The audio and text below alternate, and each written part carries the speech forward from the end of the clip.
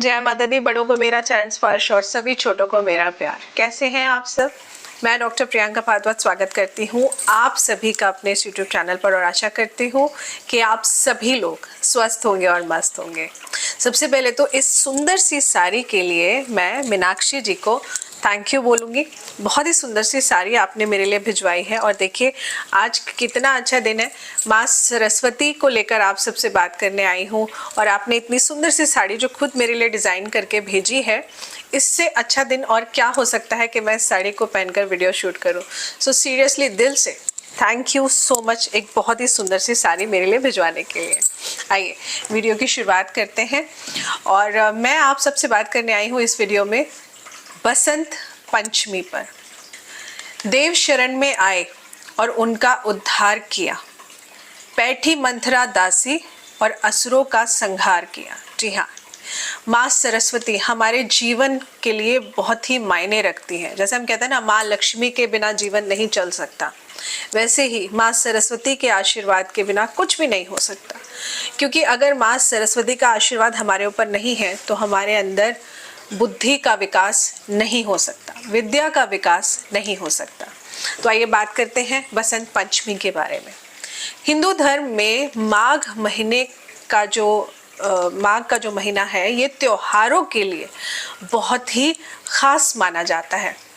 क्योंकि इस महीने में देखिए बहुत सारे त्योहार पड़ते हैं। सखर चौथ हो गया, शक्तिला एकादशी, मौनी अमावस्या, गुप्त नवरात्रे, बहुत सारे अच्छे अच्छे पर्व बनते हैं और इन्हीं सब के बीच में आता है हमारा बसंत पंचमी। बसंत पंचमी यानी कि माता सरस्वती का दिन। पंचमी का पर्व भी बहुत ही खास होता है। माँ सरस्वती जो संगीत की देवी है, माँ सरस्वती की पूजा के लिए ये दिन पूर्णतः समर्पित होता है। ऐसी मान्यता है कि इस दिन माँ सरस्वती की उपासना करने से साधक की खुशियों में वृद्धि होती है। पंचांग की माने तो हर साल माघ महीने के शुक्ल पक्ष की पंचमी तिथि को बसंत पंचमी मनाई जाती है और इस दिन माँ सरस्वती का जन्म हुआ था। इसी वजह से घर में, मंदिरों में, शिक्षा से जुड़े हुए सभी तरह के संस्थानों में माँ सरस्वती का एक भव्य आयोजन किया जाता है और ये दिन विद्यार्थियों के लिए तो बहुत ही खास माना जाता है। माँ सरस्वती को विद्या, बुद्धि, संगीत और रचनात्मकता की देवी कहा जाता है। माँ सरस्वती की उपासना करने से विद्यार्थियों के जीवन में एक बहुत अच्छा निखार आता है। माँ सरस्वती की पूजा करने से विद्यार्थियों को बहुत बड़ी सहायता मिलती है क्योंकि उनकी बुद्धि का विकास होता है, उनको विद्या का आशीर्वाद मिलता है। तो पंचांग के अनुसार इस साल माघ महीने के शुक्ल पक्ष की पंचमी तिथि जो कि 2 फरवरी 2025 को सुबह 9:15 से शुरू होगी और 3 फरवरी को सुबह 6:52 पर समाप्त हो जाएगी। तो उदया तिथि के अनुसार 2 फरवरी 2025 को बसंत पंचमी का पर्व हम सब मनाएंगे। माँ सरस्वती की जो पूजा का शुभ मुहूर्त है वो 2 फरवरी का है। तो इस दिन सुबह 7:10 से माता की पूजा का शुभ मुहूर्त शुरू हो जाएगा और ये पूजा का शुभ मुहूर्त 12:20 तक रहेगा। तो इस बीच में आप कोशिश करिए कि माँ सरस्वती का पूजन और पाठ जरूर कर लें। और करना क्या क्या है वो भी मैं आप सबको बताऊंगी। इस बार ना देखिए पंचांग के मुताबिक 2 फरवरी को उत्तरा भाद्रपद नक्षत्र का निर्माण होगा और जिस पर शिव और सिद्धि योग का संयोग बन रहा है। तो इस तिथि पर सूर्यदेव मकर राशि में रहेंगे और इस दौरान अभिजीत मुहूर्त जो है वो दोपहर 12:15 से 12:56 तक रहेगा।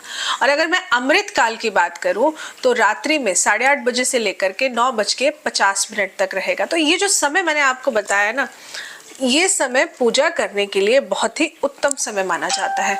अब पूजा कैसे करनी है वो मैं आप सबको बताती हूँ। नोट पैड ले लीजिए, पेन ले लीजिए और नोट कर लीजिए क्योंकि उपाय तो मैं आपको बहुत ही खास बताने वाली हूँ हर बार की तरह। क्योंकि जब मैं उपाय बताती हूँ, आप करते हो और आप फीडबैक देते हैं ना, फिर बहुत अच्छा लगता है। मतलब दिल को सुकून मिलता है कि चलो मेहनत हमारी रंग लाई। तो आप सबसे पहले देखिए घर के मंदिर को एक दिन पहले ही साफ कर लीजिएगा और कोशिश करिएगा कि आज के दिन आप पीले रंग का वस्त्र माता सरस्वती की मूर्ति या फोटो फ्रेम जो भी आपके घर में है उसके नीचे जरूर बिछा लें। उसके बाद में आपने गाय के घी का दीपक जलाना है। सबसे पहले दीपक जलाकर रखना है गाय के घी का। और ये जो दीपक आप जलाएंगे ना, ये 5 बत्ती का दीपक छोटी छोटी 5 बत्तियां बनाइएगा। पंचमुखी दीपक मतलब 5 दिशाओं में आपके दीपक की लौ जाए इस तरीके से दीपक बना लीजिएगा, नहीं तो 5 बत्तियों को एक करके आप वो भी बना सकते हैं। तो 5 बत्ती वाला दीपक गाय के घी का, और इसमें मिलाएंगे आप थोड़ी सी पीली सरसों। जी हाँ, थोड़ी सी पीली सरसों इस दीपक में मिला करके ये दीपक आप माँ सरस्वती के समक्ष जलाकर रखेंगे। इसके बाद धूप और अगरबत्ती जिसका भी आप इस्तेमाल करते हैं वो जलाएंगे। फिर थोड़ा सा गंगा जल लेकर पूरे मंदिर में आप छिड़काव करेंगे। पहले माँ सरस्वती को भी स्नान कराएंगे और पूरे मंदिर में छिड़काव करेंगे। फिर आप पीले रंग का आसन लेकर बैठे, पीले रंग के आसन पर बैठे और खुद भी कोशिश करें कि पीले रंग के वस्त्र पहनकर ही आप पूजा करें। माँ सरस्वती की मूर्ति और फोटो फ्रेम के ऊपर आप पीले रंग की चुन्नी या साड़ी या पीले रंग का हैंकी कुछ भी आप माँ को जरूर अर्पण करिए। इसके बाद में हल्दी से माँ सरस्वती को तिलक करिए। तिलक करने के बाद में आप कलावा माता के चरणों में रखिए या कलावा फोटो फ्रेम पे चढ़ा दीजिए, कलावा बांधिए अगर मूर्ति है तो।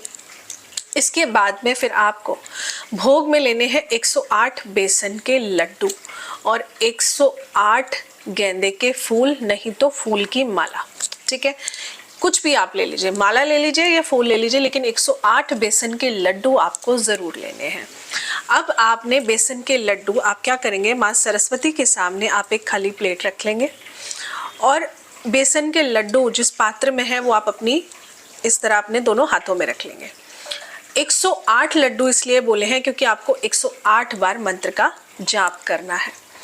मंत्र जाप करने से पहले आप अपने बच्चों की, अगर आप कर रहे हैं, आपके बच्चे कर रहे हैं तो खुद से अपनी एक नया रजिस्टर अपने लिए खरीद कर ले आए, या आप कर रहे हैं तो बच्चों के लिए आप आज के दिन कोशिश करें चाहे एक दिन पहले नया रजिस्टर नोटपैड ज़रूर खरीद के लाइए। कुछ पेन एंड पेंसिल्स ज़रूर खरीद कर लेकर आइए।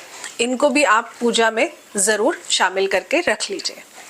इसके बाद जो भोग आपने लिया है वो आप लेकर बैठेंगे और एक लड्डू लेंगे और बोलेंगे ओम सरस्वते नमः माथे से लगा करके, फिर माँ के सामने जो आपने पात्र रखा है उसमें रख देंगे। इसी तरह करके 108 लड्डुओं को आपने इसी तरह मंत्र पढ़ के माँ को अर्पण कर देना है। जब आपका 108 बार मंत्र जाप पूरा हो जाएगा उसके बाद में आपने क्या करना है, उसके बाद में जो फूलों की माला है वो आप माँ को चढ़ा दीजिएगा।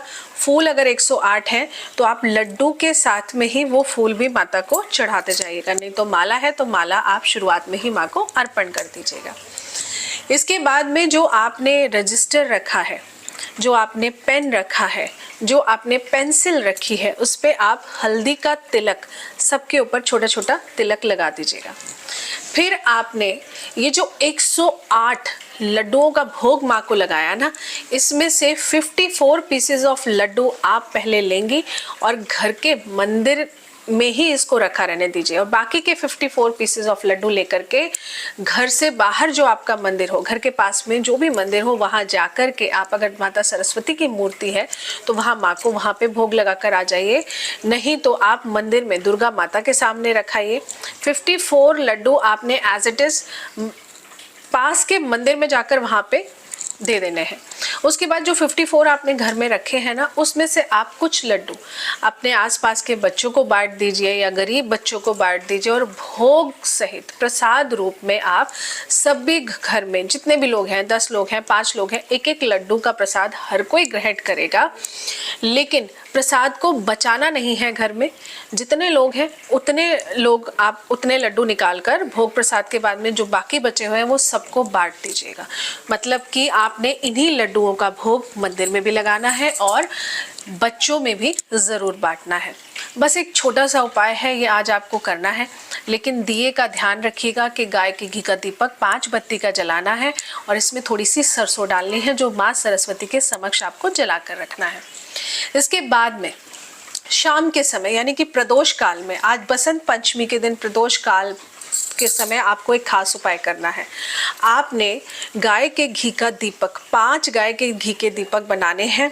हर उसमें आपने रुई की बत्ती, कलावा यूज़ नहीं करना है, रुई की बत्ती से 5 दीपक बना करके गाय का घी डाल के और उसमें पीली सरसों डाल करके प्रदोष काल के समय शिवलिंग के पास जाकर के, किसी भी पास के शिवालय में जाकर के, शिव जी के पास जाकर के ये 5 दीपक आपने जला कर आने हैं।